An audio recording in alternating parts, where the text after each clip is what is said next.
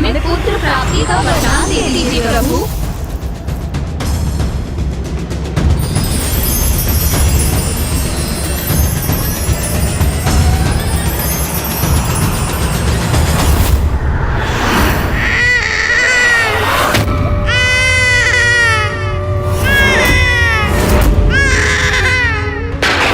कुछ तो अवश्य अनुचित हो रहा है स्वामी।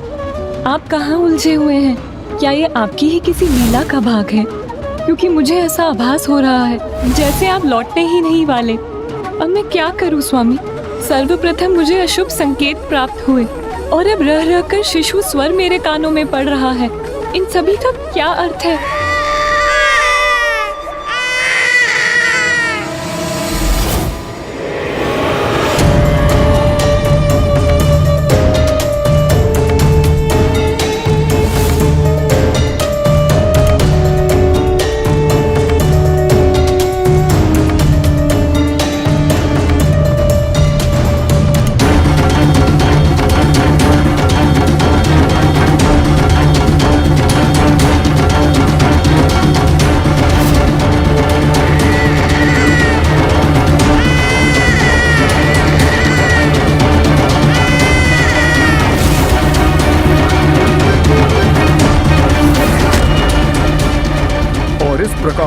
उन पांचों को असाधारण संतान तो प्राप्त हुई, किंतु उनकी प्रवृत्ति धार्मिक नहीं थी। धर्म कर्म में किसी भी प्रकार की रुचि दिखाने के विपरीत उन्हें तो हिंसा ही प्रिय थी। किंतु फिर माता लक्ष्मी ने क्या किया लंकेश? और प्रभु महादेव, उन्होंने तो मामा श्री हरि नारायण को अवश्य ढूंढ लिया होगा ना? पंच सुंदरियों को प्राप्त वरदान का एक भाग ये भी था कि कोई भी नारायण को ढूंढने में असमर्थ हो जाए।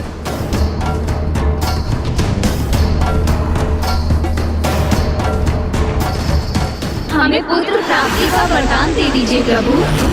नारायण नारायण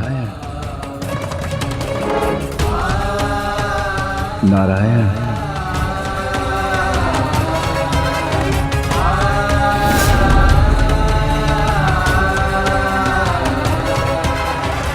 हे नारायण,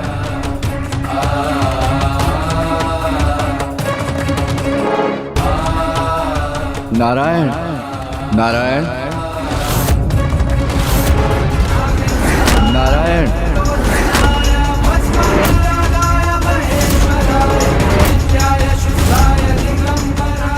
नारायण, हे नारायण।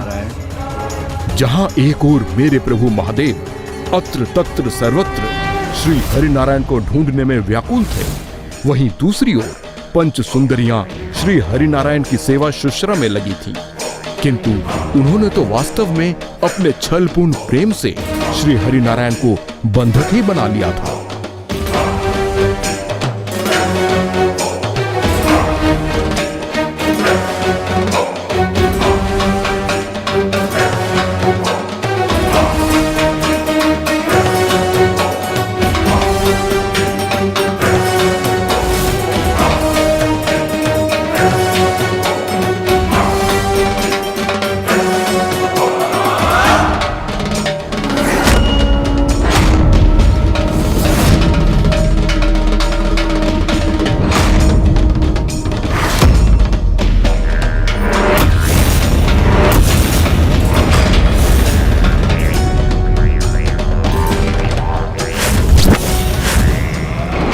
पूर्ण सुरक्षा एवं अभेद भवन में श्री हरिनारायण को रोकने के पश्चात भी उनके मन में एक भय सदैव व्याप्त रहा।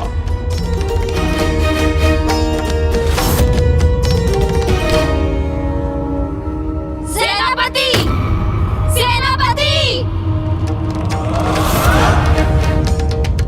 ये यहाँ किन निर्बल सैनिकों को नियुक्त किया है आपने? क्या हमारी सेना में इनसे अधिक सबल सुगठित सैनिक नहीं है जिन पर यहाँ की निगरानी का भार छोड़ा जा सकता है?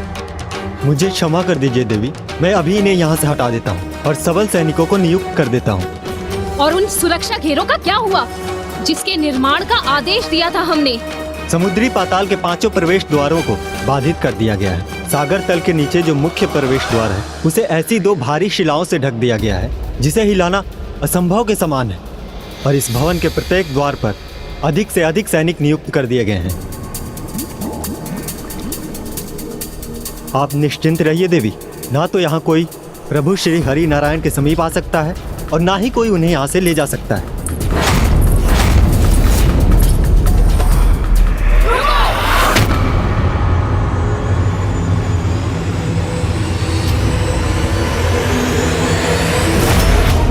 कौन हो तुम? क्यों आई हो यहाँ? यहाँ किसने भेजा है तुम्हें? देवी लक्ष्मी ने। नहीं देवी, मुझे तो किसी ने नहीं भेजा। मैं तो एक साधारण दासी हूँ जो यहाँ जल रखने आई हूँ।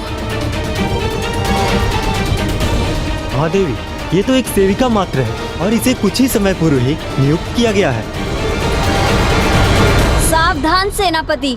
कोई भी नवीन सेविका प्रभु हरि नारायण के कक्ष में कदापि प्रवेश नहीं करेंगी। मात्र और मात्र वो ही सेविका प्रवेश कर सकती है जिन्हें हमने नियुक्त किया है, और कोई भी नहीं। इधर तो पंच सुंदरियां नारायण को और भी अधिक कड़ी सुरक्षा में बांध रही थीं, जिससे कोई भी उनके निकट ना पहुंच सके। और उधर देवी लक्ष्मी पूर्ण रूप से निराश हो चुकी थी और देवताओं को भी कुछ नहीं सूझ रहा था। तो जब सभी निरुपाय हो जाते हैं तो फिर एकमात्र उपाय कैलाश ही शेष रह जाता है। गौरीपुत्र,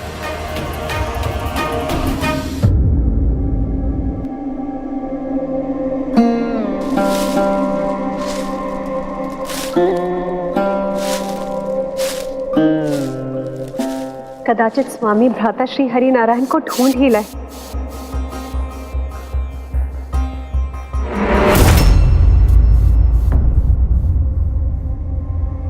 ये तो देवी लक्ष्मी अकेली ही आ रही है यहाँ।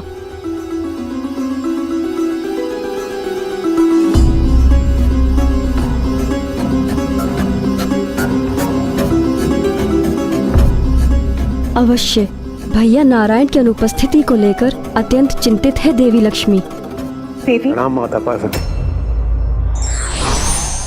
प्रणाम माता लक्ष्मी। माता लक्ष्मी, हम सभी वैकुंठ गए थे, किंतु हमें वहां ना आपके दर्शन प्राप्त हुए और ना ही प्रभु श्रीहरि नारायण के।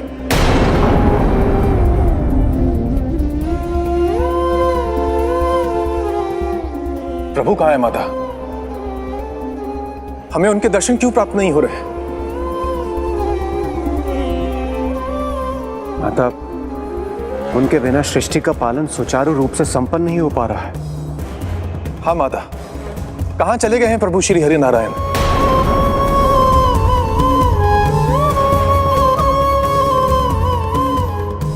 देवगण, मैं आप सभी की समस्या से परिचित हूँ। महादेव भ्राता श्री हरि नारायण को लौटाने के लिए प्रस्थान कर चुके हैं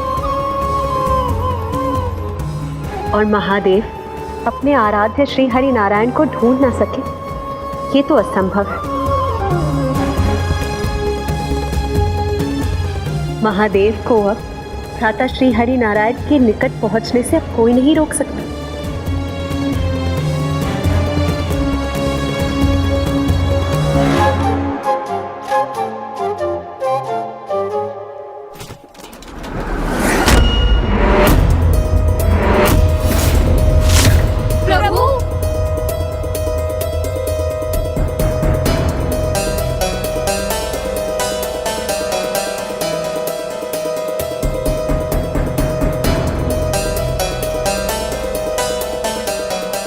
प्रभु की कृपा से हमारा भय, हमारा भ्रम ही प्रमाणित हुआ।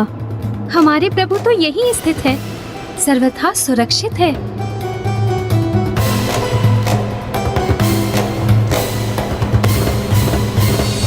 उनका ये भ्रम तो अब शीघ्र सत्य होने वाला था लंकेश, क्योंकि माँ के समान मुझे भी विश्वास है कि पिता श्री प्रभु महादेव ने प्रभु श्री हरि नारायण को अवश्य ढूंढ लिया होगा।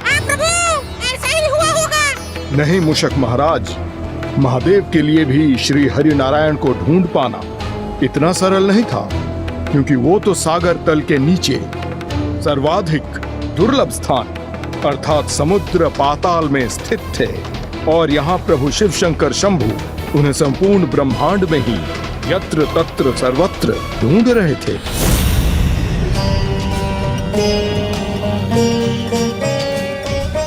हे नारायण, मैं आपको कहाँ ढूंढूंगा?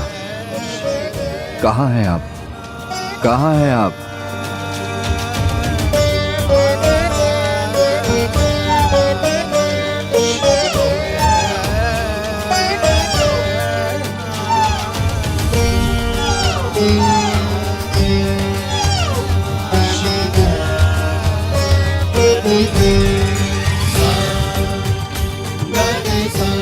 हे नारायण, ये कस्तूरी मृग को भी अपना लक्ष्य प्राप्त हो गया, किंतु मैं कब अपना लक्ष्य प्राप्त करूंगा? कहाँ मिलेंगे आप?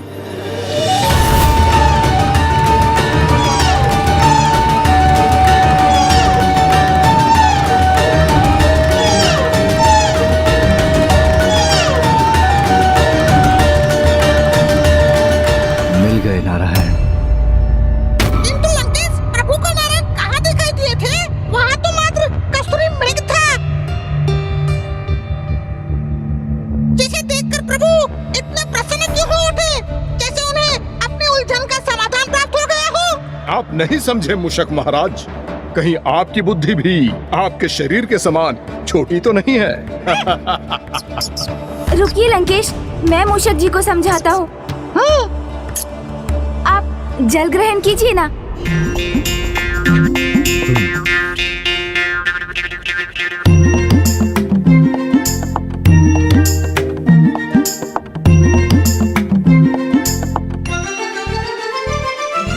चतुर गणेशा। मूषक जी, कस्तूरी मृग के नाभि स्थल से कस्तूरी की सुगंध आती है, किंतु अपने भीतर की इस सुगंध से अनभिज्ञ वो मृग कस्तूरी के स्रोत को ढूंढते हुए यहाँ वहाँ भटकता रहता है, जबकि उसे ये ज्ञात ही नहीं रहता कि वो जिसे ढूंढ रहा है वो तो उसके भीतर ही समाहित है। और उसी को देखकर प्रभु महादेव को भी आभास हुआ कि जिन प्रभु श्री हरि नारायण को वो सर्वत्र ढूंढ रहे हैं वो तो उनके हृदय में वास करते हैं। शिवाय विष्णु रूपाय शिव रूपाय विष्णवे शिवस्य हृदयं विष्णुम विष्णोच्च हृदयं शिवः यथा शिवमयो विष्णुरेवं विष्णुमयः शिवः। अर्थात विष्णु ही शिव है और शिव ही विष्णु है। शिव के हृदय में विष्णु का वास है तो विष्णु के हृदय में स्वयं शिव का। इसलिए जहाँ कोई प्रभु विष्णु को ढूंढकर उन्हें प्राप्त करेगा उसे तो वहीं शिव स्वतः प्राप्त हो जाएंगे, और जहाँ शिव होंगे वहाँ तो विष्णु का होना भी अनिवार्य है। सत्य का आभास होते ही प्रभु महादेव ने श्री हरि नारायण को ढूंढ लिया। इस प्रश्न का उत्तर तो हाँ भी है और ना भी।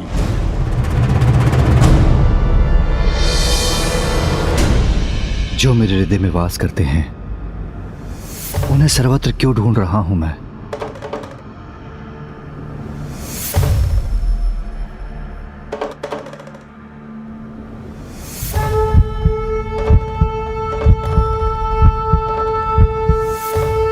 ये मेरा नहीं, आपके हृदय का स्पंदन है नारायण, क्योंकि मेरा स्पंदन तो आपके हृदय में गूंज रहा होगा, आपके हृदय में गूंज रहा होगा, आपके हृदय में गूंज रहा होगा, आपके हृदय में गूंज रहा होगा।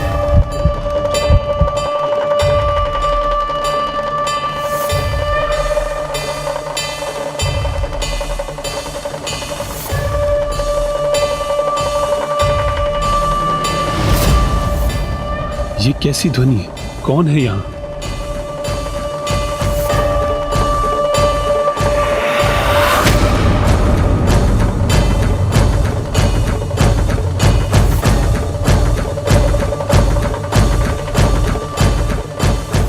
आप क्या ढूंढ रहे हैं प्रभु? हमें आदेश दीजिए, हम उसे ढूंढकर आपके समक्ष प्रस्तुत कर देंगे।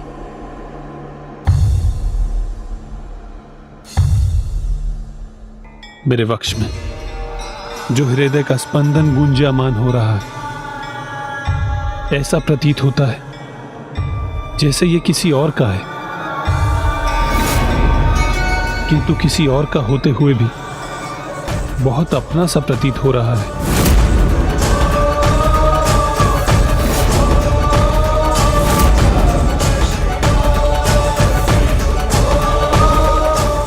क्या देवी लक्ष्मी ही पुनः प्रभु को पाने का प्रयास कर रही है?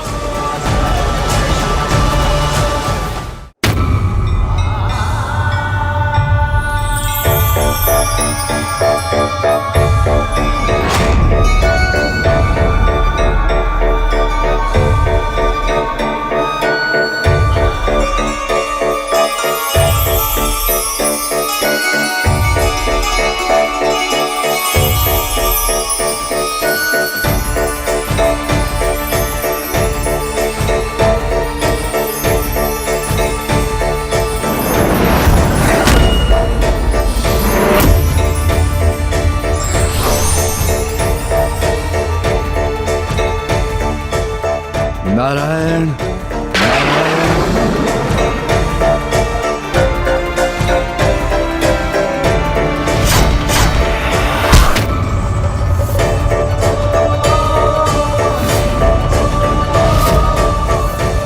नारायण नारायण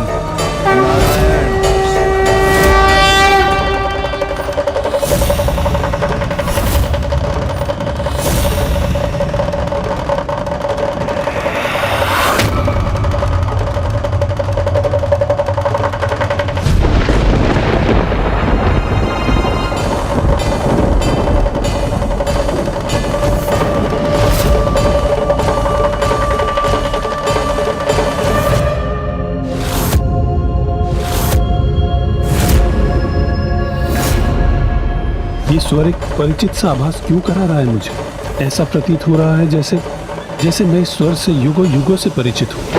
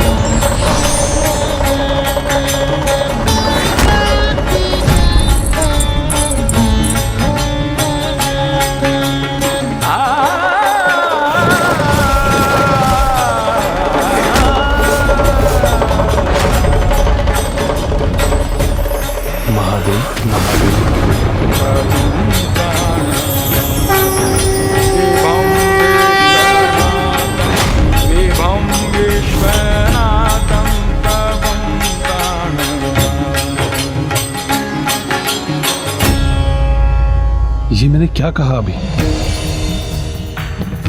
किसके नाम का उच्चारण किया?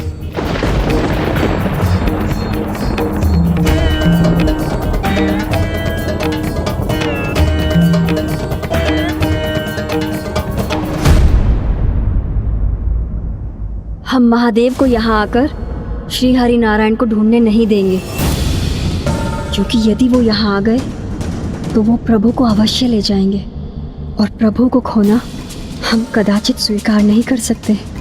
नहीं, हम इन्हें कदापि नहीं खोएंगे। इसके लिए हम इन्हें क्रियान्वित करेंगे, जो यहाँ किसी को प्रवेश करना तो दूर, दृष्टि तक नहीं डालने देंगे।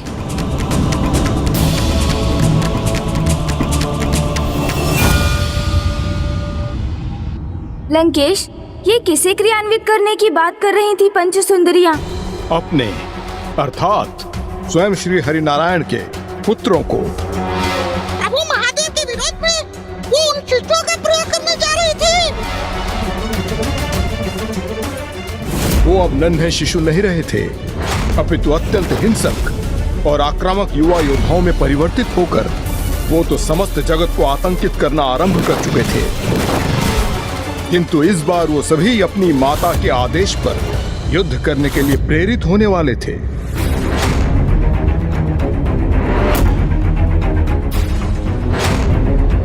हम सभी प्रभु श्री हरि नारायण की संतानें हैं। उन्हीं की भांति सर्वशक्ति संपन्न हैं हम। इसलिए आप सभी चिंता कदापि न करें माता। हम यहाँ अपने स्थान में किसी को प्रवेश नहीं करने देंगे, फिर भले ही वो कितना प्रचंड योद्धा क्यों ना हो।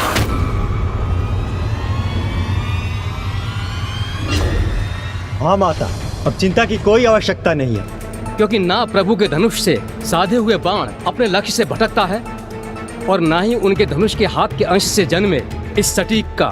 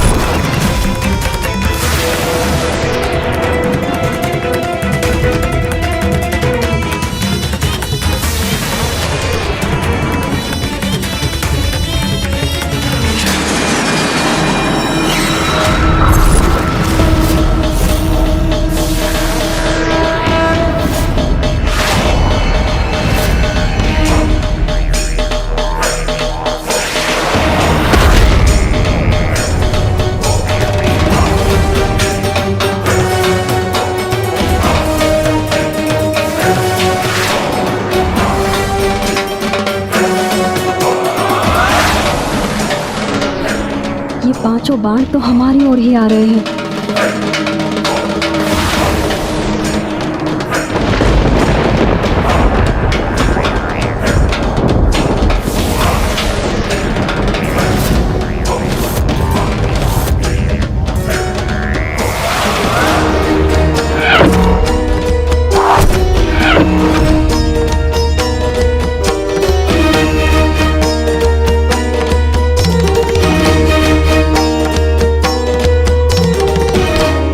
अपने इस पुत्र का प्रणाम स्वीकार कीजिए माताओं।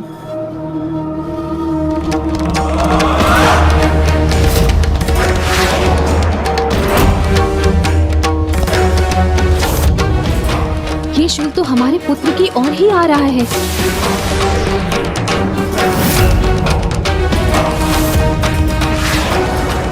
दिव्यांश के होते हुए आपको चिंता करने की आवश्यकता नहीं है माता, क्योंकि नारायण के उस हाथ के अंश से मैंने जन्म लिया है जिसमें वो सुदर्शन चक्र को धारण करते हैं। इसलिए मुझ में तो सुदर्शन चक्र की तीव्रता है।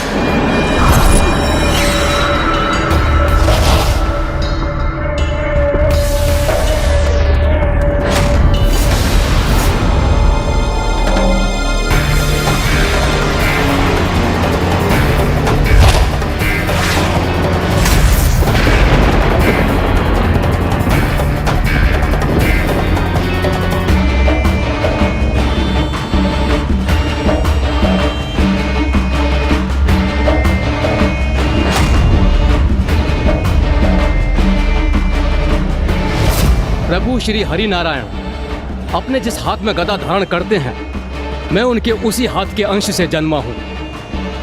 इसलिए मैं तो उनके गदा के समान ही महाशक्तिशाली हूं माता।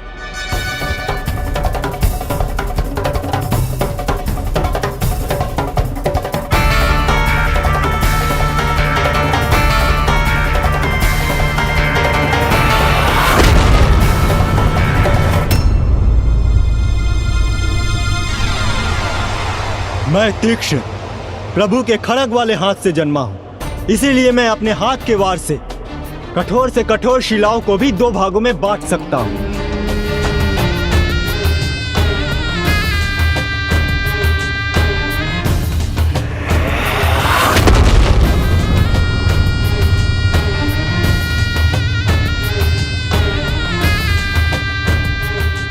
और मैं गर्जन प्रभु के शंखधारी हाथ से जन्मा। हनी ही मेरी शक्ति है।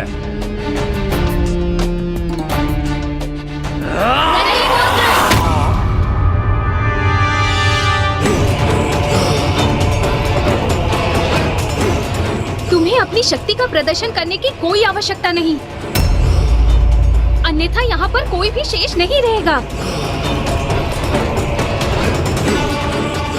तुम सभी दिव्य शक्तियों के स्वामी हो और हमारे पास तुम्हें देने के लिए दिव्य अस्त्र भी हैं। फिर तो कोई भी महाशक्ति हमारे समक्ष आ जाए, वो हमारा सामना करने में असमर्थ हो जाएगी।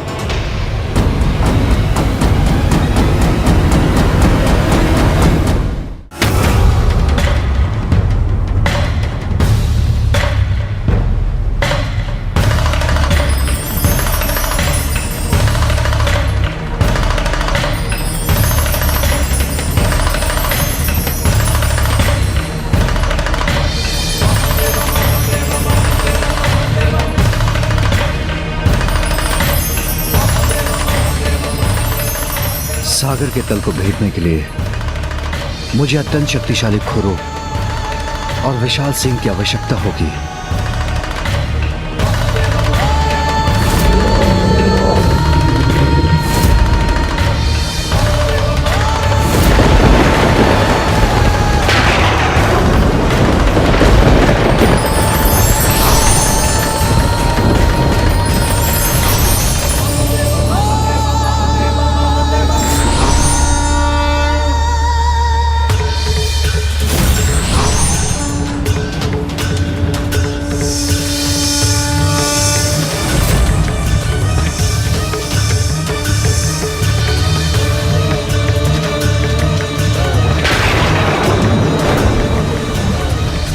भले ही श्री हरि नारायण कहीं भी स्थित क्यों ना हो, मैं उन्हें अवश्य लौटा कर लाऊंगा।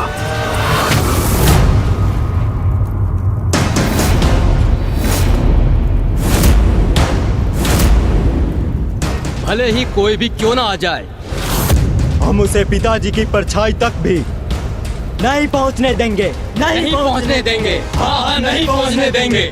नहीं पहुंचने देंगे।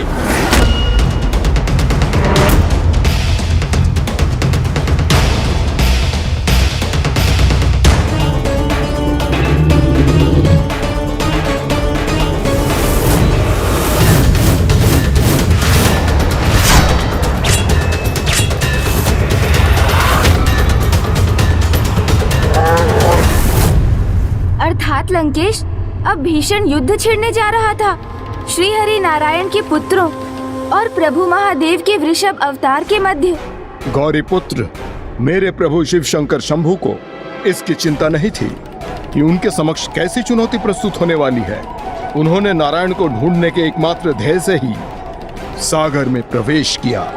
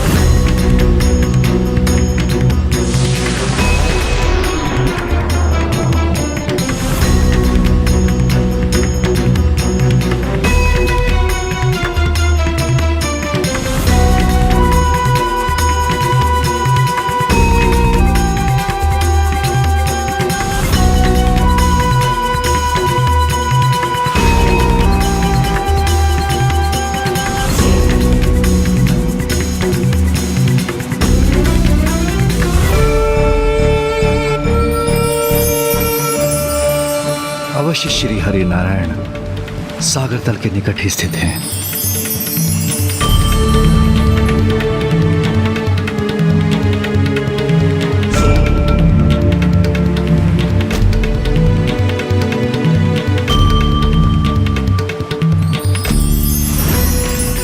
किंतु इसके पूर्व कि मुझे नारायण का संकेत देने वाली ध्वनि तरंगे खो जाएं, मुझे शीघ्र उन तक पहुंचना होगा।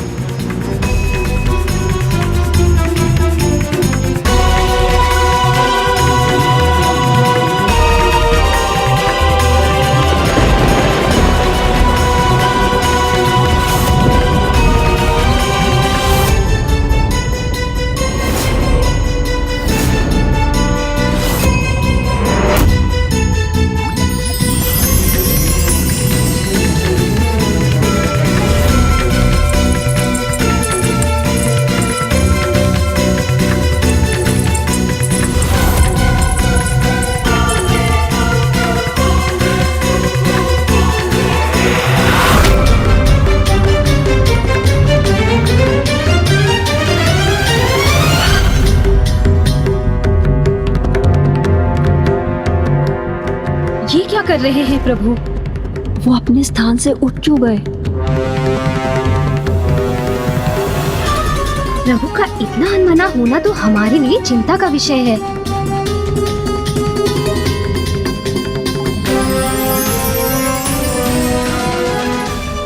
ये कैसा आकर्षण है जो मुझे अपनी ओर खींच रहा है?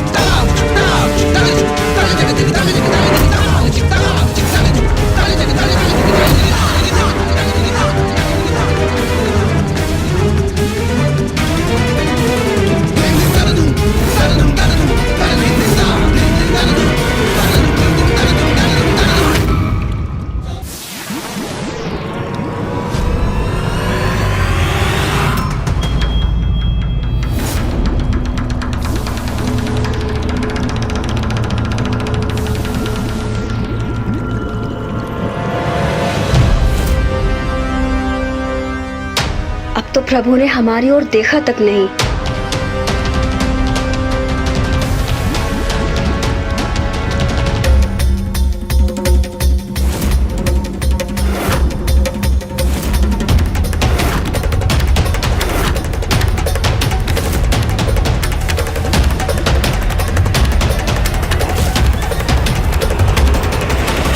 स्वामी,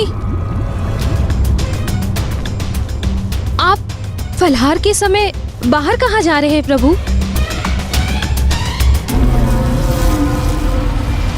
मुझे ऐसा आभास हुआ जैसे मुझे कोई अपनी ओर खींच रहा है अथवा मेरी ओर बढ़ रहा है।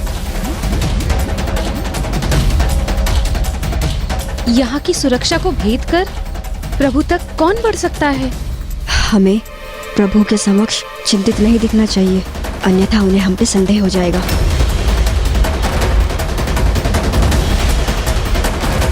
प्रभु, प्रभु, हम आ रहे थे ना प्रभु। आपको हमारे ही आने का आभास हो रहा होगा। वैसे भी हमारे और हमारे पुत्रों के अतिरिक्त आपका इस जगत में है ही कौन? आप व्यर्थ में ही चिंतित हो रहे हैं प्रभु। आइए प्रभु, फल ग्रहण कीजिए। चलिए।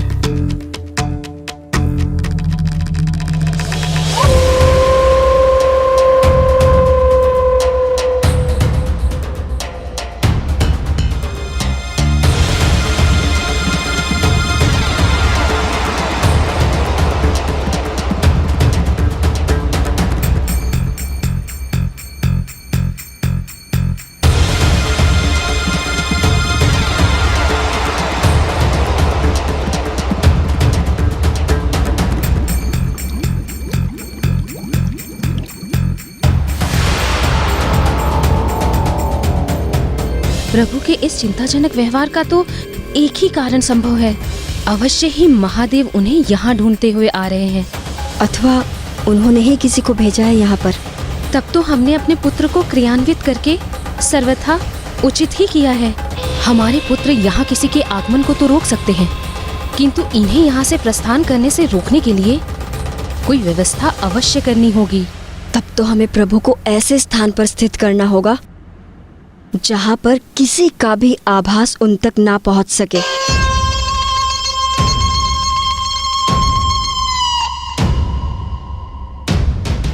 मुझे भवन के भीतर ही ऐसा एक स्थान ज्ञात है।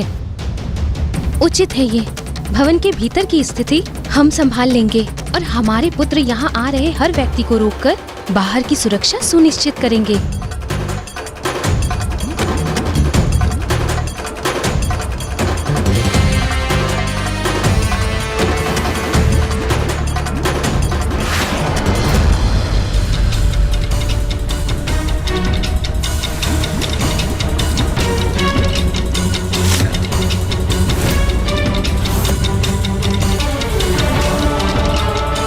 स्वयं यहाँ आने का साहस नहीं किया महादेव ने, एक पशु को भेज दिया।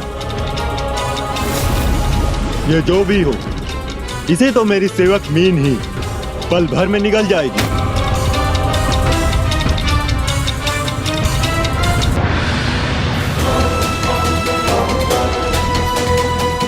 कदाचित मेरे श्री हरिनारायण तक पहुंचने का माध्यम यही अस्त्र है। इससे पूर्व कि ये लुप्त हो जाए, मुझे इसका पीछा कर इसके स्रोत तक शीघ्र पहुंचना होगा।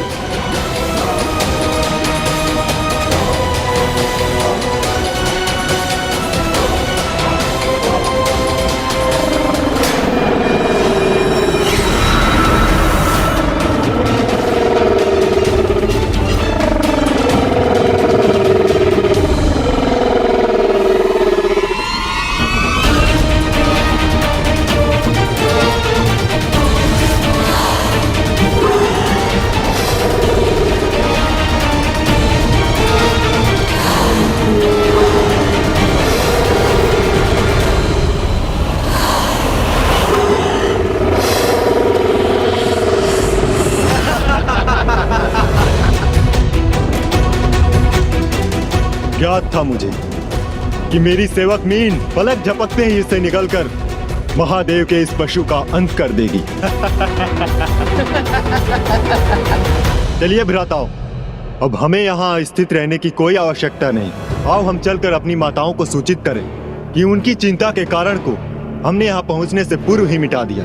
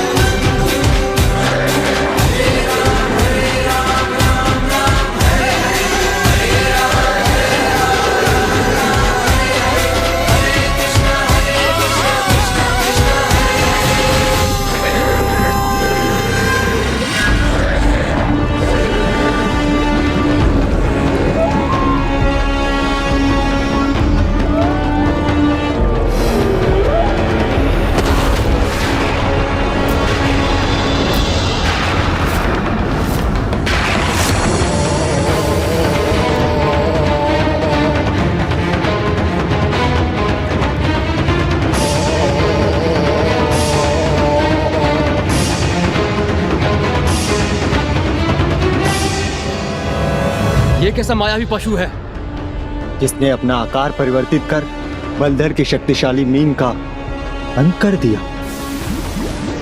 अब कहीं ये हम पर ही तो आक्रमण करने नहीं जा रहा है। इस दुष्ट वृषभ ने मेरी सर्वाधिक प्रिय मीन का वध किया, जिसका दंड मैं अवश्य दूंगा इसे।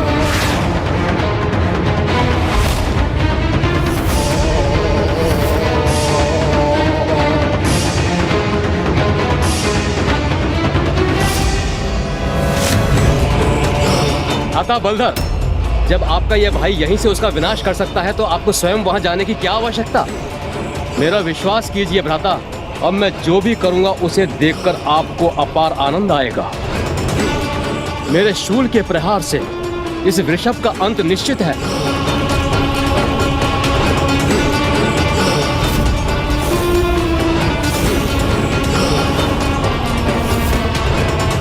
अपनी प्रथम पराजय के उपरांत भी उन विष्णु पुत्रों का विवेक जागृत नहीं हुआ और वो प्रभु शिव शंकर शंभु के अवतार से युद्ध करने के लिए प्रस्तुत हो गए। प्रभु के अवधूत अवतार के समय देवराज इंद्र के उदाहरण से ये सीख तो हम प्राप्त कर चुके हैं कि जिन्हें शक्ति और पद का अहंकार हो जाता है, वो उस अहंकार से भ्रमित होकर अपनी वास्तविकता भूल जाते हैं। हाँ गौरी पुत्र, किंतु एक वास्तविकता तो ये भी थी कि नारायण पुत्र शक्ति और साहस में किसी से हीन नहीं थे और उनकी माताओं से प्राप्त अस्त्रों के कारण उनकी शक्ति में और भी वृद्धि हो गई थी और अब वो उस शक्ति का प्रयोग प्रभु ऋषभ के विरुद्ध करने के लिए तत्पर थे।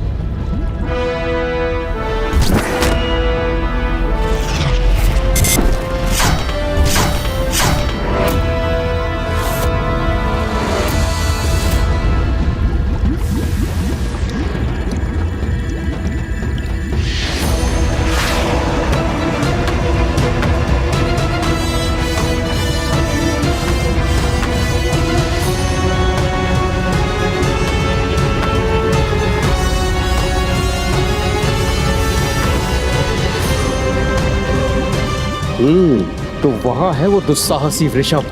अभी मैं अपने शूल इस पर साध कर इसका अंत करूंगा।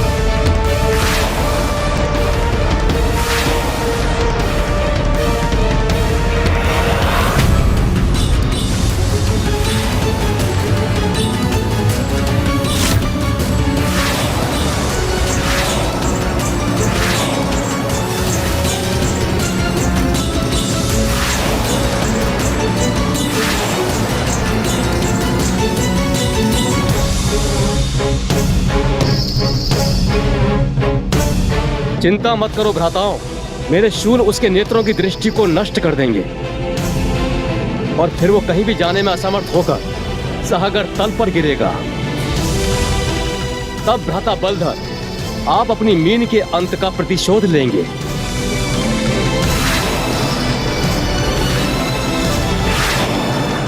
इस विचित्र जीव का अंत तो अब निश्चित है। उचित कहा भ्राता, अब इसके पास अपने बचाव का कोई मार्ग शेष नहीं। यदि मेरे शूल अपने लक्ष्य पर वार करने में सफल हुए तो ये आहत होगा ही, किंतु यदि वैसा ना भी हुआ, मेरे शूल आपस में टकराव उत्पन्न कर ऐसा भीषण विध्वंस करेंगे जिससे ये वृषभ क्षण भर में अपने प्राण त्याग देगा।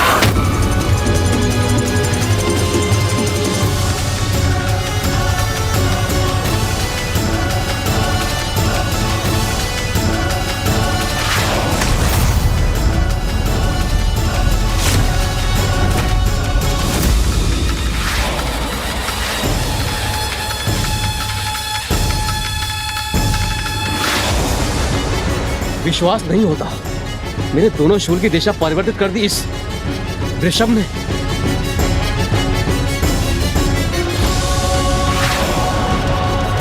सटीक, ये हमारा वार तो हम ही पे भारी पड़ रहा है। यदि ये दोनों शूल आपस में टकरा गए तो हम में से कोई भी शेष नहीं रहेगा।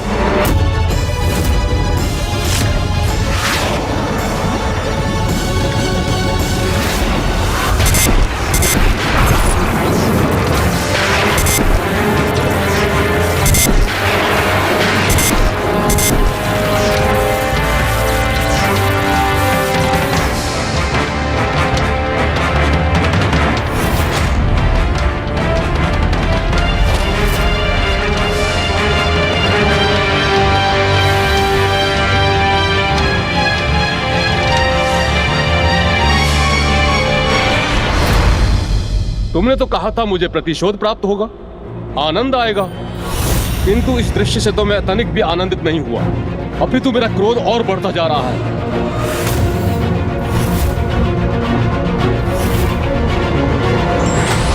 परंतु अब जो दृश्य मैं प्रस्तुत करूंगा उससे अवश्य ही आनंदित होंगे हम।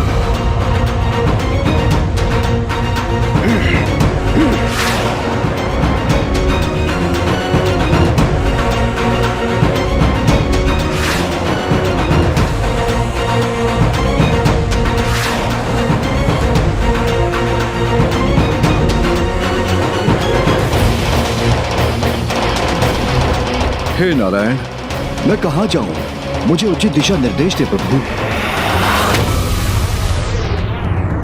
अंतिम अस्त्र का चिन्ह तो लुप्त हो चुका है।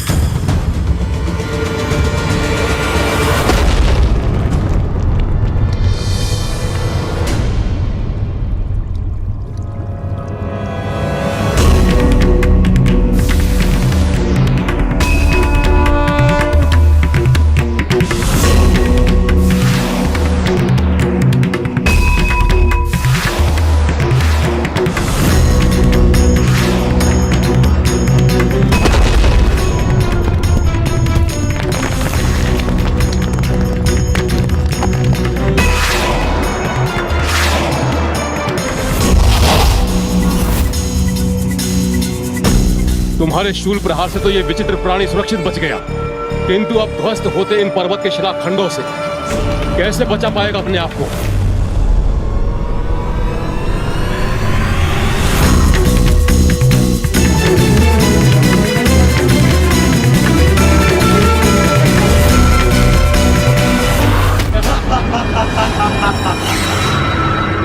ये तो आपका अति उत्तम वार था भ्राता बलधर।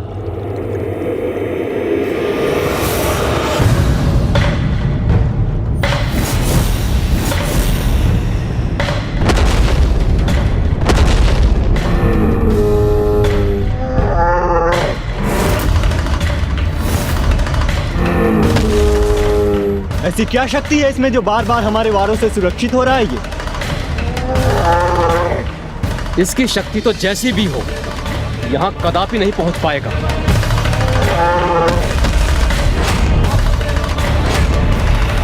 कोई मुझे यहाँ पहुँचने से रोकने का प्रयास कर रहा था।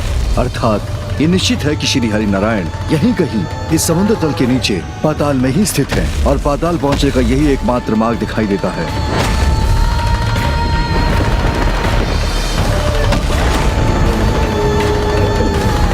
Oh!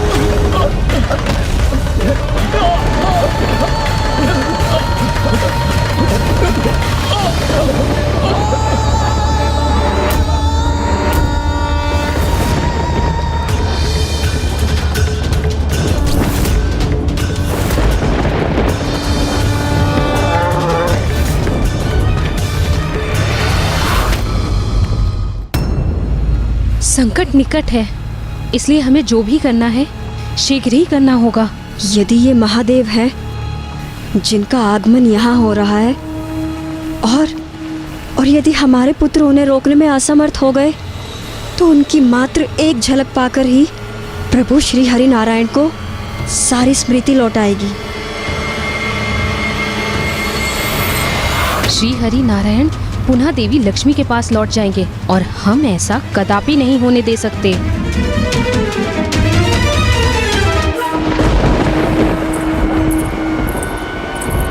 कक्ष सज्ज है, चलिए इन्हें ले चलते हैं।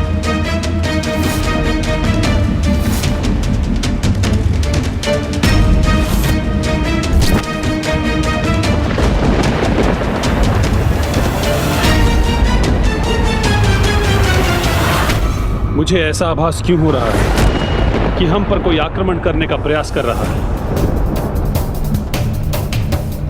आप सर्वथा उचित कह रहे हैं प्रभु। कोई हमारे समुद्री पाताल पर आक्रमण करने के लिए तत्पर है। इसीलिए हम आपको इससे भी श्रेष्ठ और सुरक्षित कक्ष में ले जा रहे हैं, जो इस कक्ष से कहीं अधिक सुरक्षित है प्रभु।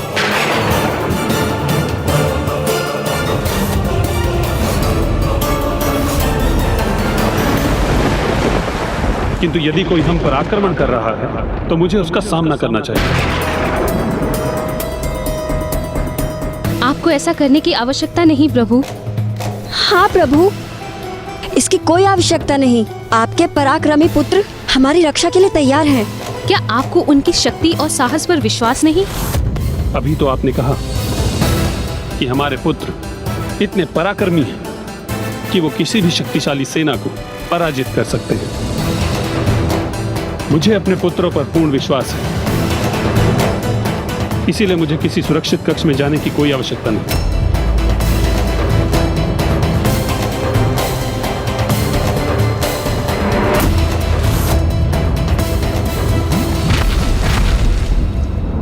ये आपकी सुरक्षा के लिए नहीं है प्रभु, ये तो हमारे लिए अनिवार्य है। हाँ प्रभु, हमारी सुरक्षा के लिए हमारे पुत्रों ने वहाँ जाने के लिए कहा है। अगर आप हमारे साथ वहाँ होंगे तो हमें और सुरक्षा का आभास होगा। इसलिए हमारा अनुरोध मत टालिए, कृपा करके चलिए हमारे साथ। और हमें ज्ञात है प्रभु, हम पर छाए ऐसे संकट में आप हमारा साथ कदापि नहीं छोड़ेंगे। हमारी सुरक्षा ही आपका प्रथम कर्तव्य है ना?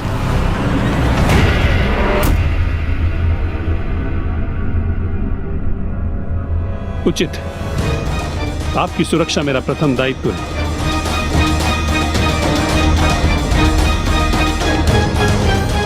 चलिए।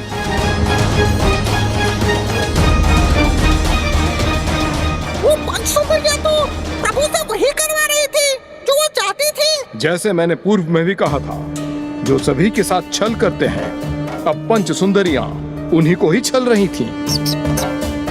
प्रभु की प्रत्येक लीला के पीछे कोई ना कोई कारण तो अवश्य होता है, और ये भी उनकी ही लीला का भाग होगा, जिससे संसार को कोई महान सीख प्राप्त हुई होगी। श्री हरि नारायण की लीला का तो ज्ञात नहीं, किंतु मेरे प्रभु शिव शंकर शंभू के पाताल गमन का समय अवश्य आ गया था।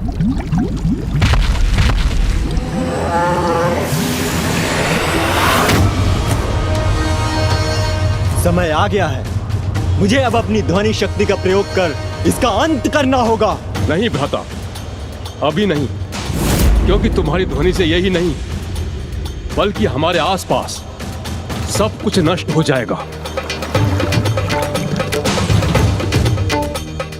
हाँ, उचित कहा। इसे अब आगे बढ़ने दो, आने दो यहाँ। फिर मैं इसकी ऐसी दुर्दशा करूंगा कि यहाँ से कहीं भी जाने की अवस्था में ही नहीं रहेगा ये।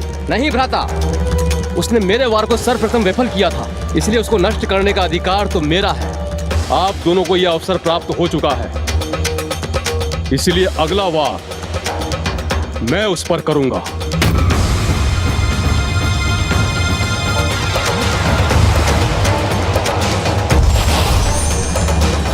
मेरे पास एक अन्य सुझाव है। हम पांचों पाताल लोक के पांचों प्रवेश द्वारों में स्थित होंगे। फिर अपने आगमन हेतु ये विचित्र जीव जिस भी प्रवेश द्वार का चुनाव करेगा, हम में से जो भी वहां स्थित होगा वही उसका सामना कर उसका अंत करेगा।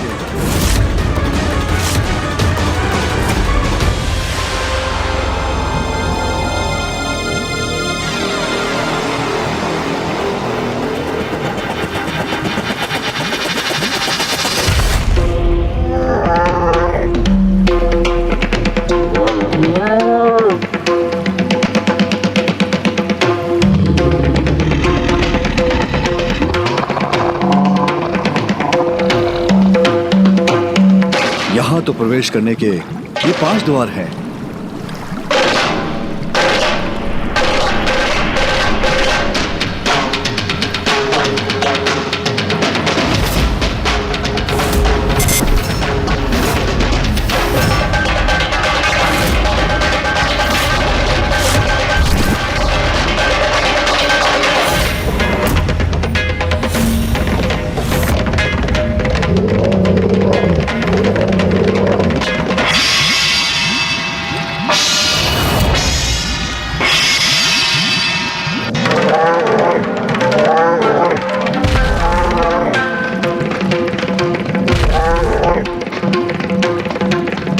इनमें से किसी भी द्वार को भेदने के पूर्व मुझे ज्ञात करना चाहिए कि श्री हरि नारायण कहाँ स्थित है।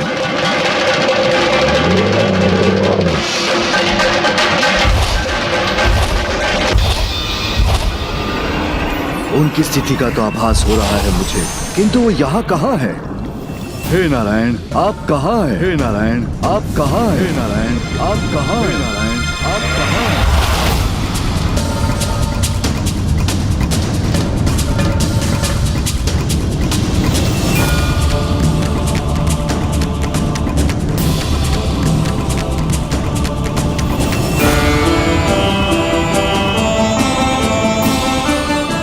आप यहीं क्यों रुक गए प्रभु? वो गुप्त सुरक्षित कक्ष तो वहाँ है।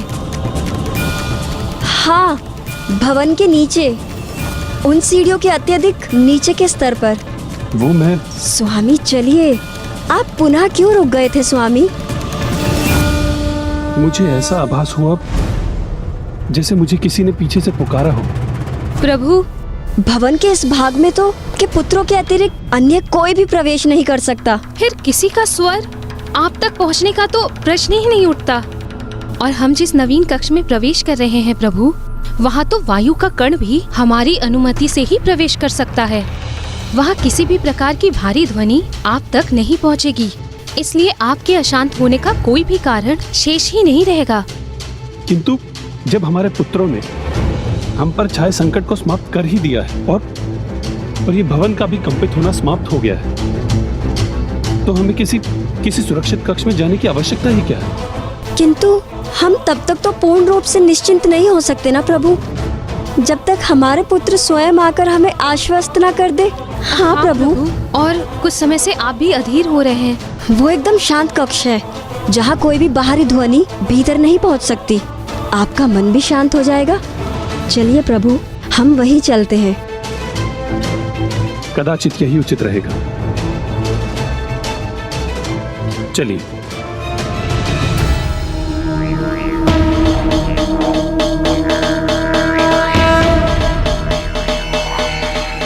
इन सीढ़ियों को पार कर बस थोड़ा सा और मार्ग तय करना शेष है। फिर एक बार हम सभी प्रकार से सुरक्षित उस कक्ष में पहुंच गए तो किसी का स्वर तो क्या, किसी के होने का आभास भी नहीं पहुंच सकेगा वहां, क्योंकि उस कक्ष की रचना ही कुछ इस प्रकार से हुई है।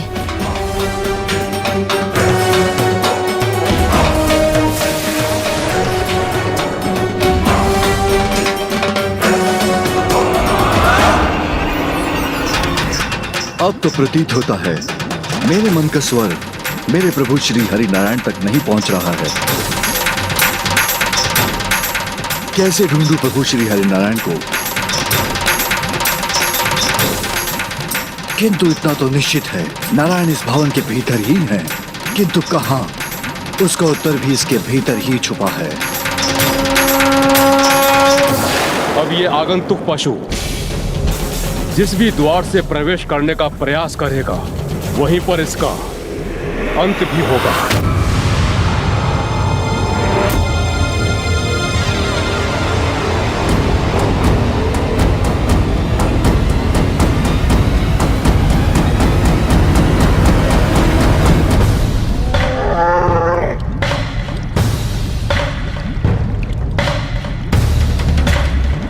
क्या करूं मैं?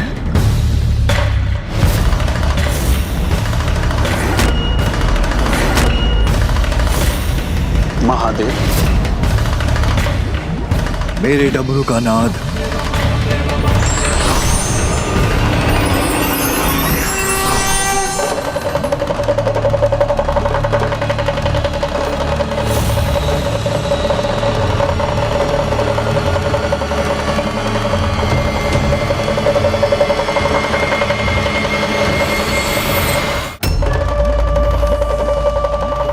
अभी विचित्र पशु क्या कर रहा है? क्या ये इस डमरू से हमारा ध्यान भटकाने का प्रयास कर रहा है? जो भी है, इस विचित्र पशु की क्रीड़ा का आशा समझने में मैं असमर्थ हूं भ्राता हूं। मेरे डमरू की ध्वनि शीघ्र श्री हरि नारायण तक पहुंचेगी और वो स्वयं उत्तर देकर मुझे संकेत देंगे कि वो कहाँ है।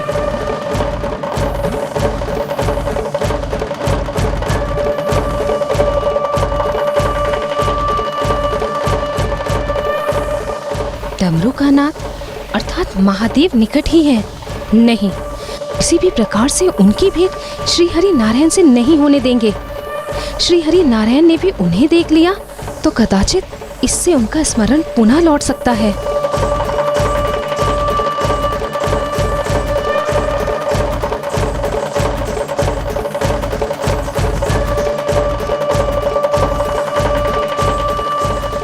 प्रभु, ये विचित्र नाद तो हमें भयभीत कर रहा है।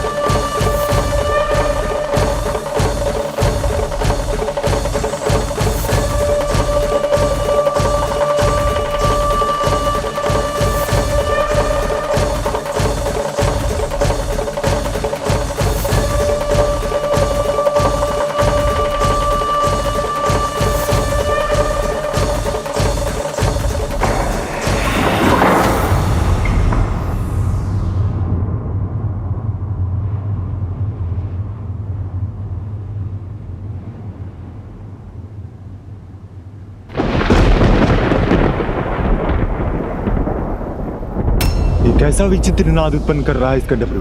प्रभु की ओर से कोई उत्तर अवश्य आएगा।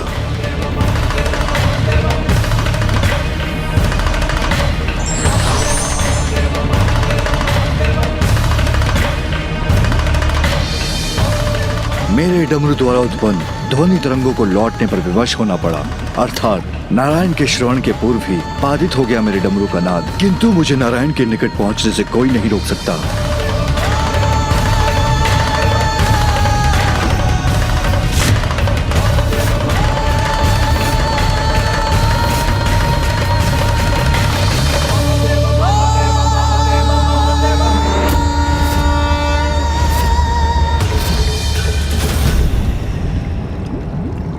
मुझे ज्ञात है कि श्री हरि नारायण तक पहुंचने के लिए क्या किया जाना चाहिए।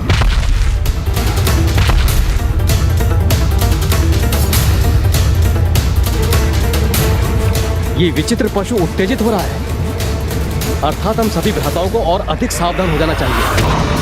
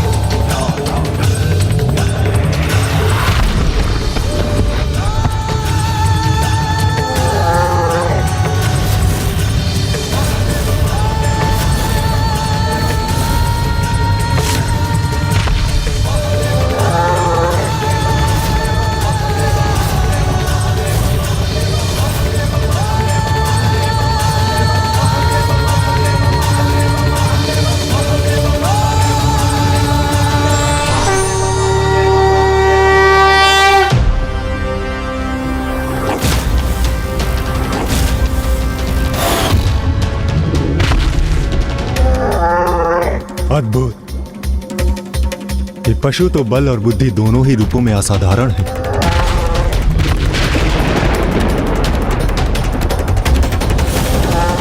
इतना दुस्साहस इस पशु का कि अब ये यहां भी विध्वंस की स्थिति उत्पन्न कर रहा है।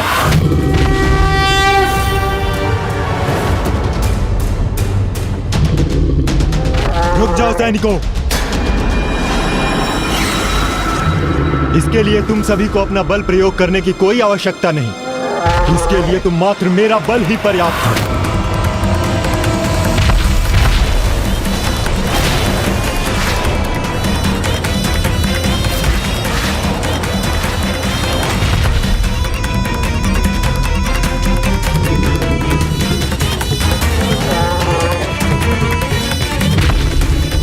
कदाचित हमारे अस्त्रों को देखकर इसकी बुद्धि उचित स्थान पर पहुंच गई है। उचित कहा, किंतु ये मेरा अपराधी है।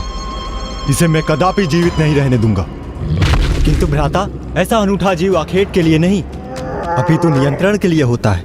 और वैसे भी आपने इसी के कारण अपने प्रिय मीन को खोया है, तो क्यों न इसे ही अपना वो जीव बनाकर सदैव अपने आदेशों का पालन करवाए। ऐसा ही करना चाहिए। तो फिर प्रतीक्षा किस बात की? चलो भ्राताओं, आगे बढ़ो।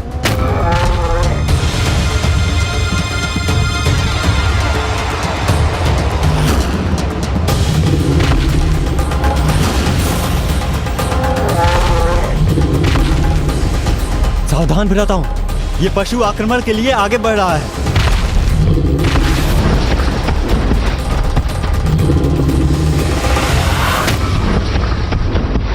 मेरे भ्राता कहाँ हैं?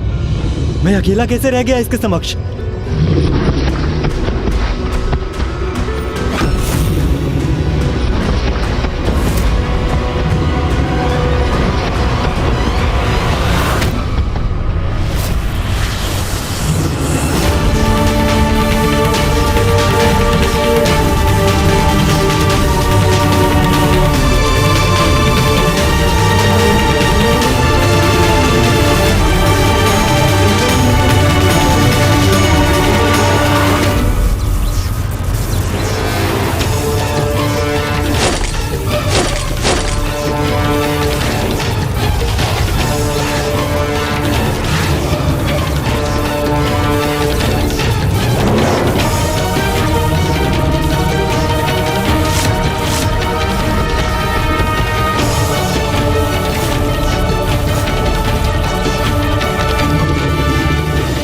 महादेव के विचित्र पशु, अब तुम मेरे नियंत्रण में हो। बंधक हो तुम मेरी।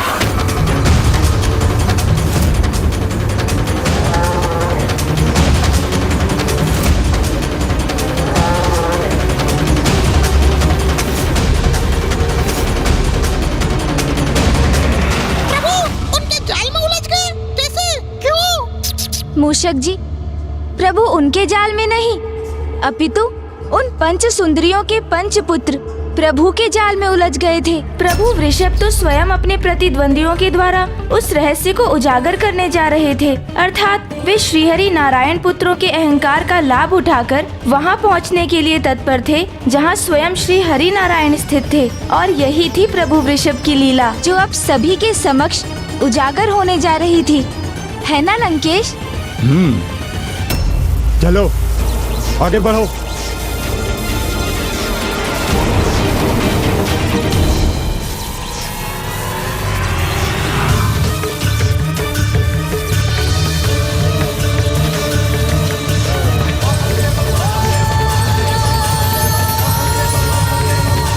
प्रभु श्री हरि नारायण के पश्चिम अर्थात मैं उचित स्थान पर हूँ।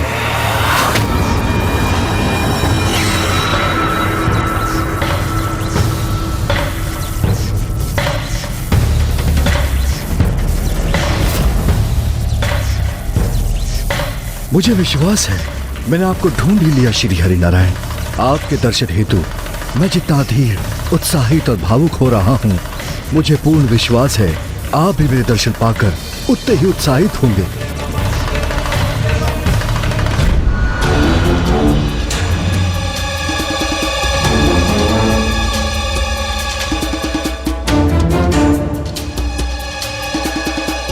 प्रभु, आपको यहाँ की व्यवस्था उचित तो लगी ना?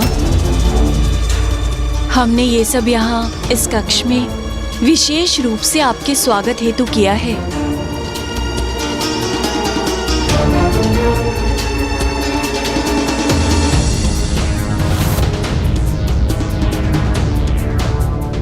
कौन है ये किसके आगमन का आभास हो रहा है मुझे?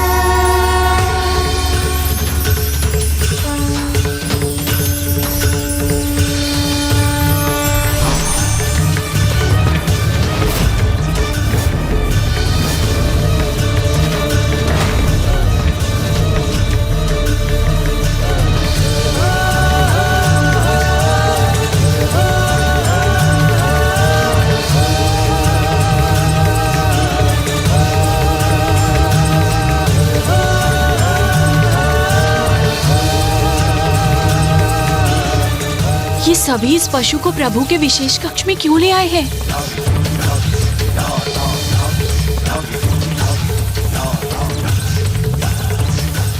ये नारियां कौन हैं जो मेरे प्रभु श्री हरि नारायण के चारों ओर उनकी सहभागियों के समान स्थित हैं?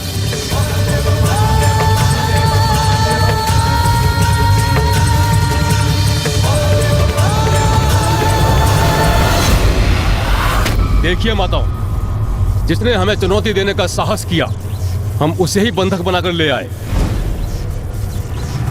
विष्णु पुत्रों को चुनौती देने का परिणाम इतना ही भयंकर होता है। विष्णु पुत्र?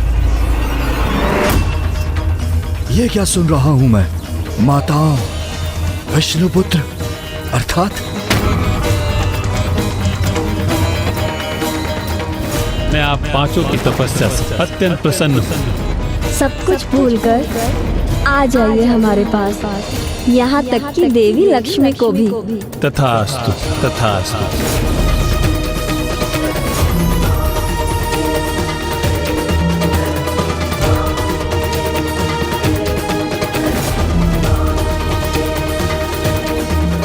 अर्थात प्रभु श्री हरि नारायण तो सब कुछ भूल चुके हैं, मुझे भी। किंतु ऐसा कैसे संभव हो सकता है? मेरे प्रभु मुझे कैसे भूल सकते हैं? कदाचित मैं अपने वास्तविक रूप में नहीं, इसलिए वो मुझे पहचानने में असमर्थ हैं। पुत्रों, इस विचित्र, मायावी और भयंकर पशु को यहाँ क्यों ले आए? इस गुप्त कक्ष में?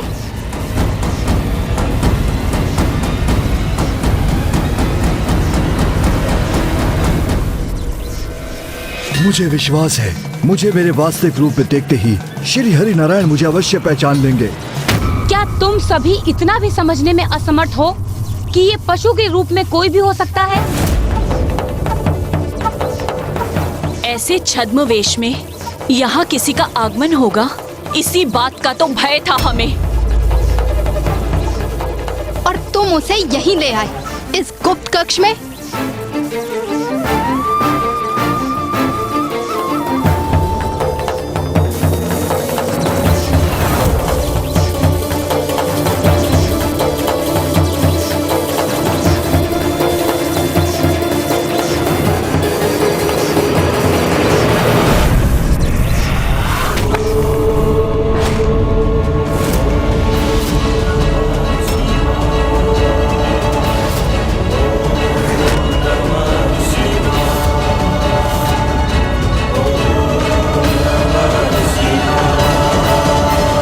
इतना उष्ण कैसे हो गया?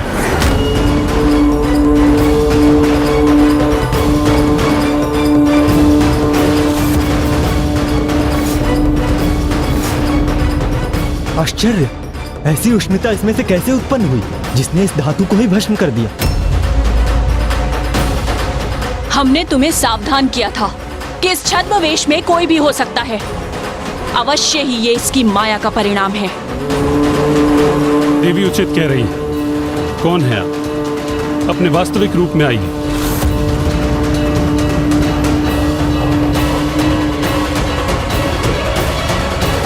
यथा शिवस्तथा विष्णु यथा विष्णुस्तथा शिवा।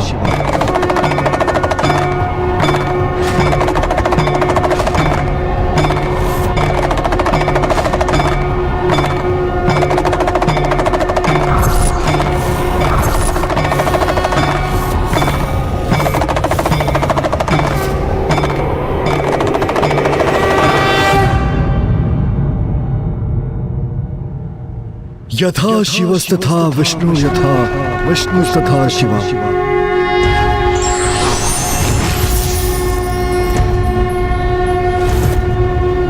त्रयंबकं सदाशिवं नमामि उमापति जनीलकण्ठ जय अनंत नमोस्तुते नमोस्तुते। हो भोलेनाथ भक्त के हो कष्ट से निवारते, ये सृष्टि सारी संकटों से शिव ही है उबारते। शिव? तो ये शिव ही है जो इस रूप में यहाँ पहुँच गए हैं। प्रभु ने इन्हें पहचान लिया तो अनर्थ हो जाएगा। तो हम महादेव को ही ले आए यहाँ। ये कैसी भूल हो गई हमसे। ओम नमः शिवाय, ओम नमः शिवाय, ओम नमः शिवाय, ओम नमः शिवाय, ओम नमः शिवाय, ओम नमः शिवाय, ओम नमः शिवाय, ओम नमः शिवाय।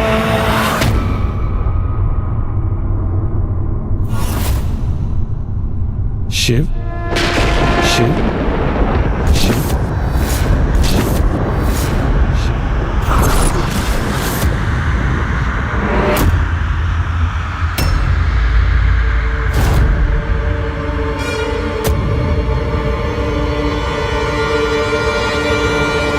यथा विष्णुस्तथा शिवा।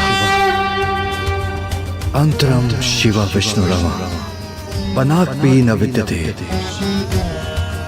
आप भी मैं हूं और मैं भी आप ही हूं।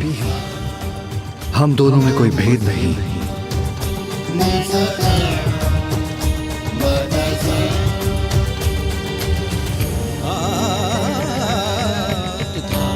पहचानिए नारायण, मैं आपका वो स्वरूप हूं जिसे आप अपने दिव्य मधुरवाणी में महादेव कहकर पुकारते हैं, महादेव कहकर पुकारते हैं, महादेव कहकर पुकारते हैं।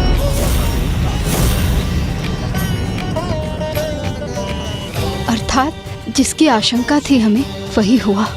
महादेव छल से हमारे प्रभु को अपना स्मरण कराकर उन्हें हमसे छीनने आए हैं। आप भी मैं हूं, मैं भी आप ही हूं। हम दोनों में कोई भेद नहीं।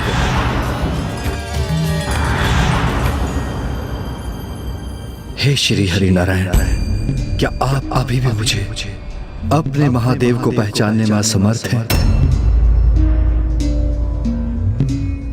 मैंने आपको पहचान लिया महादेव। मैंने आपको पहचान लिया महादेव। मैंने आपको पहचान लिया महादेव।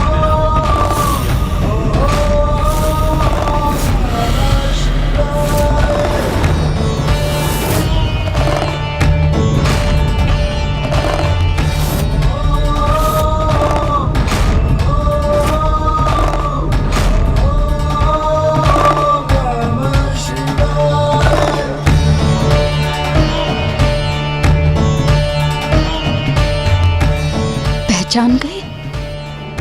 नहीं, ये नहीं हो सकता।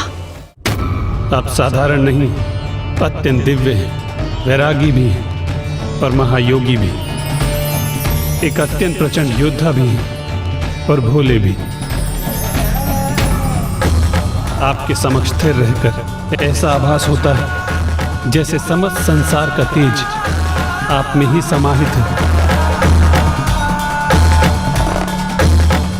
इसीलिए आपके आगमन का ऐसा अद्भुत अनुभव हुआ था मुझे। भले ही आप मेरे लिए अपरिचित हैं,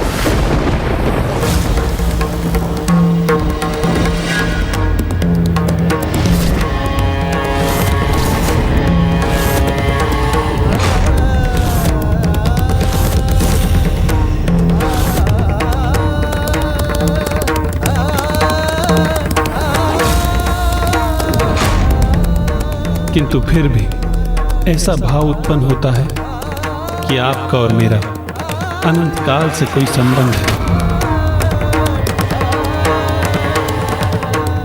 हे परम परमेश्वर, आपको अनेकों धन्यवाद कि स्वामी ने प्रभु महादेव को अभी भी नहीं पहचाना। आपसे भेंट करने के उपरांत मुझे ये तो ज्ञात हो गया है कि आपका ना मुझसे ना ही इस समुद्र पाताल लोक से कोई शत्रुता है। अवश्य आपको बंधक बनाने में मेरे ही पुत्रों से कोई भूल हुई। इन सभी की ओर से मैं आपसे क्षमा चाहता हूं महादेव।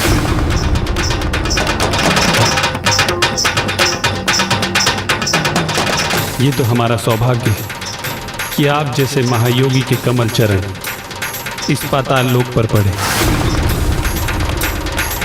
अब यदि आप यहाँ रुककर हमारा आतिथ्य स्वीकार करना चाहते हैं तो उसकी समूची व्यवस्था की जाएगी, किंतु यदि आप अपनी यात्रा पूर्ण करने हेतु यहाँ से प्रस्थान करना चाहते हैं तो मेरे पुत्र आपको पाताल लोक के द्वार तक सम्मानपूर्वक छोड़ कर आएंगे।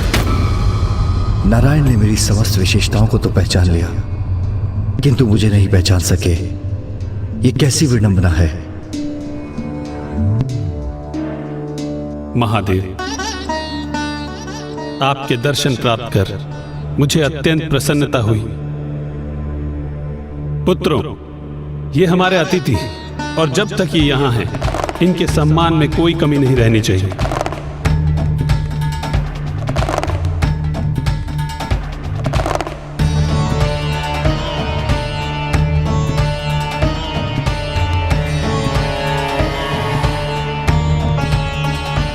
अब कोई संकट नहीं है। मुझे अनुमति दीजिए, मुझे मेरे कक्ष में जाना है।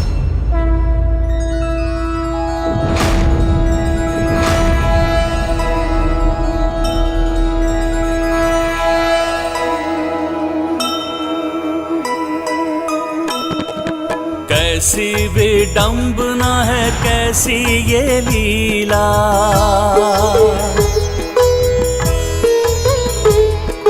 पहचान कर भी ना पहचान पाए।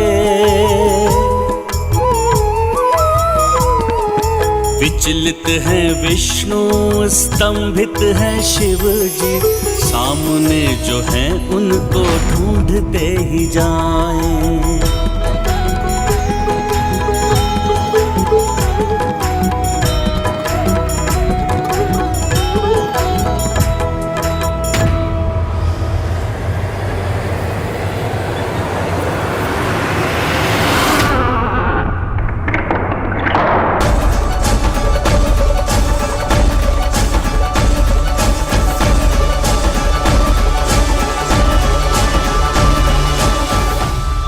करते भी तो क्या, प्रभु श्री हरि नारायण तो अपने वरदान से ही बंधे हुए थे, इसीलिए वो सब कुछ भूल चुके थे। और वैसे भी उचित समय के पूर्व तो कुछ भी नहीं होता। किंतु गौरी पुत्र, उन पंच सुंदरियों को समय से पूर्व ही सब कुछ चाहिए था, इसलिए तो उन्होंने वो सब किया। और अब भी उनके कुटिलता भरे कर्म रुके नहीं थे, इसलिए अब उन्होंने जो किया वो तो उनके विनाश का आरंभ था। प्रणाम है महादेव। अहो भाग्य हमारे कि आप यहाँ पधारे महादेव। और हमारे प्राणनाथ आपको नहीं पहचान सके, इसके लिए हम क्षमा प्रार्थी भी हैं प्रभु। हमें ज्ञात है महादेव, आपका यहाँ आगमन प्रभु श्री हरि नारायण को अपने साथ ले जाने के लिए ही हुआ है, किंतु उन्होंने हमसे विवाह किया है, इसलिए अब उन पर हमारा अधिकार है। हाँ प्रभु, क्योंकि वो हमारे पति और हमारे पुत्रों के पिता हैं। अब उन्हें हमसे कोई दूर नहीं कर सकता। स्वयं आप भी नहीं महादेव। इसलिए अब आपका यहाँ से प्रस्थान करना ही उचित होगा।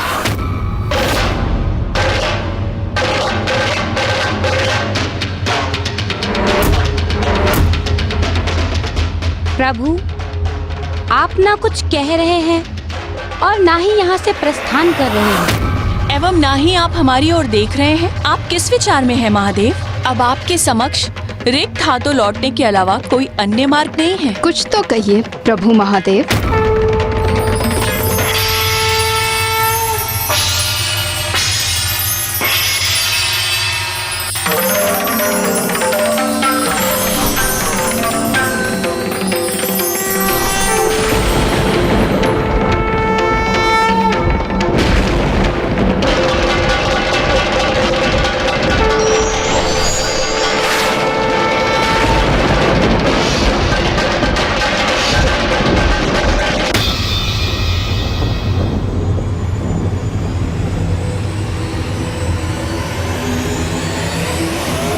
हे देवी, इस अत्यंत महत्वपूर्ण समय में हमें दर्शन देने हेतु आपका कोटि कोटि धन्यवाद। एक नारी होने के नाते आप हमारी व्यथा अवश्य ही समझेंगी। अब आप ही प्रभु को समझाइए ना देवी कि वो हमारे प्राणनाथ को हमसे ना छीने। क्योंकि हमें तो ऐसा आभास हो रहा है जैसे ना वो हमारी प्रार्थना सुन रहे हैं और ना ही वो हमसे कुछ कह रहे हैं। मेरे स्वामी के मर्यादित आचरण के अनुसार तो कभी भी किसी पर स्त्री से अनावश्यक संवाद नहीं करते और उनका नारी भाग होने के कारण मैं आपकी व्यथा समझकर उसका उचित मार्ग अवश्य सुझाऊंगी और आप जो भी मुझसे कहेंगे वो मेरे स्वामी तक अवश्य पहुंचेगा। हे देवी, बस हमारी इतनी सी बात प्रभु के हृदय तक पहुंचा दीजिए कि वो हमसे हमारे पति को दूर करने का अन्याय ना करें। और वो अन्याय जो आप सभी ने देवी लक्ष्मी के साथ किया था। देवी लक्ष्मी के कहने पर श्री हरि नारायण आपके निकट आए, किंतु देवी लक्ष्मी को कहा गया था कि उनके उपकार आप सभी उन्हें ये फल देंगे। उनके पति उनके स्वामी को यहाँ से लौटने न देकर उनके साथ आप सभी ऐसा छल करेंगे? नहीं देवी, हमने छल नहीं तब किया है। हाँ देवी, प्रभु को पति के रूप में प्राप्त करना तो हमारे तप का फल है। क्या ये ज्ञात है आपको? जिस प्रकार स्वार्थ से की गई सहायता पुण्य नहीं होती, उसी प्रकार छल से प्राप्त किया गया वरदान तप का फल नहीं होता। जो तप आप सभी ने किया वो तप नहीं, एक कपटी युक्ति थी। एक पर पुरुष को प्राप्त करने का अनुचित मोह था। अपनी बहन के प्रति अनुचित ईर्ष्या थी आप सभी की। किंतु अभी भी समय है, आप सभी क्षमा याचना कर अपनी भूल स्वीकार करें।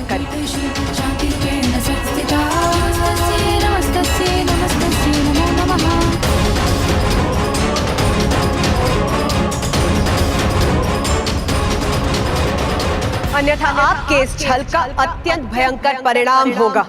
देवी, आप हम पुत्रों के समक्ष हमारी माताओं को चेतावनी देकर बहुत बड़ी भूल कर रही हैं।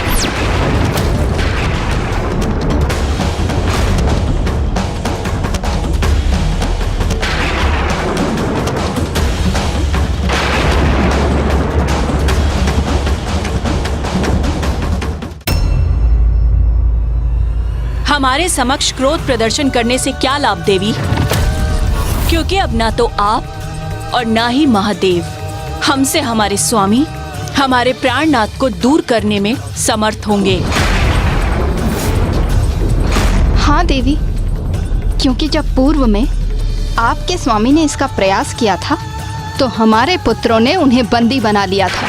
हाँ, जो प्रभु विष्णुदेव के भी पुत्र हैं एवं उन्हीं के समान शक्तिशाली भी हैं। इस बार आप भी प्रयत्न कर लीजिए, किंतु सफलता तो आपको भी प्राप्त नहीं होगी। फिर चाहे आप दोनों ही उनसे युद्ध भी क्यों ना कर लें।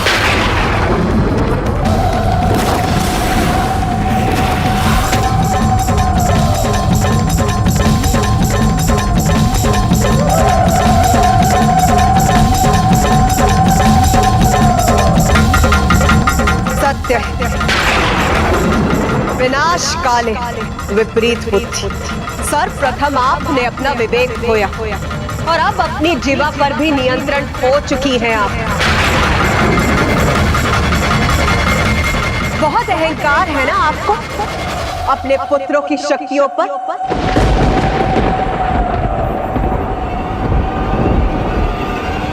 फिर उचित, अब आप सभी ने जो कहा वही होगा। युद्ध भूमि में निर्णायक संग्राम होगा।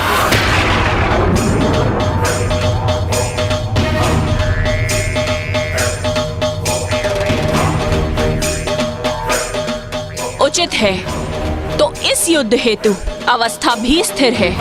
यदि हमारे पुत्र महादेव को इस युद्ध में पराजित करने में सफल रहे तो महादेव प्रभु श्री नारायण को हमसे दूर करने हेतु कभी भी हमारे जीवन में हस्तक्षेप नहीं करेंगे।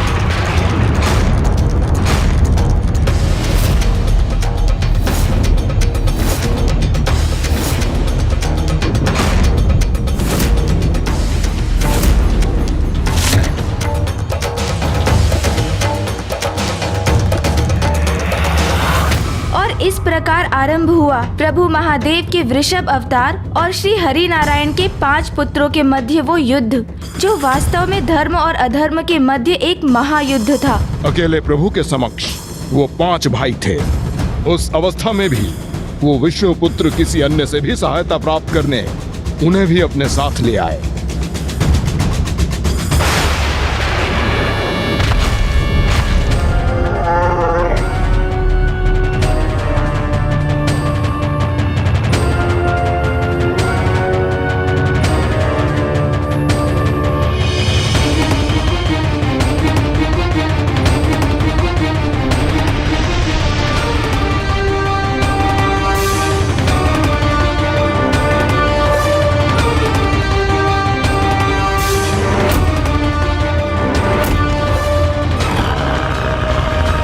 बड़े अचंभे की बात है कि आप अकेले ही आए, क्योंकि कदाचित जिस युद्ध में आपकी पराजय निश्चित है, इसलिए कोई आपके साथ आना नहीं चाहता था।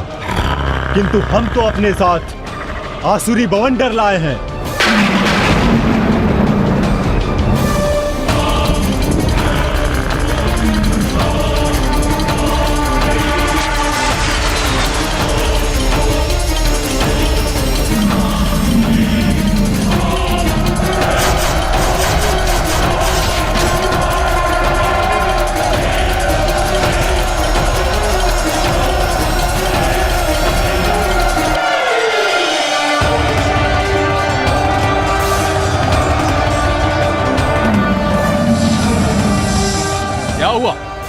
आप वास्तव में क्रोधित हो रहे हैं अथवा मात्र अपने भय को छिपाने हेतु क्रोध का प्रदर्शन भर कर रहे हैं?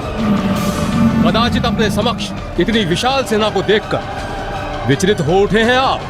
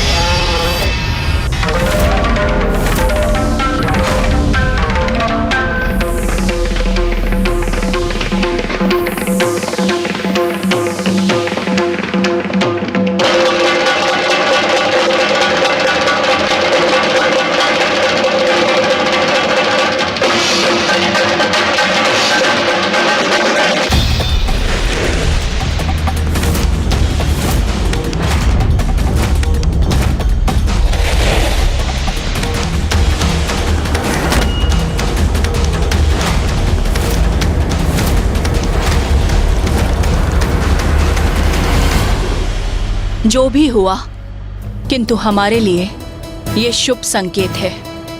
प्रभु श्री वृषभ के समक्ष कोई भी असुर जीवित नहीं रह सकता, किंतु हमारे पुत्रों को कोई क्षति नहीं पहुंची।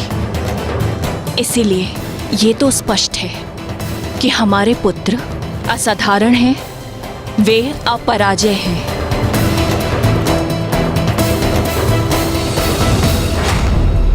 बस बहुत हुआ, अब तुम नहीं हम वार करेंगे।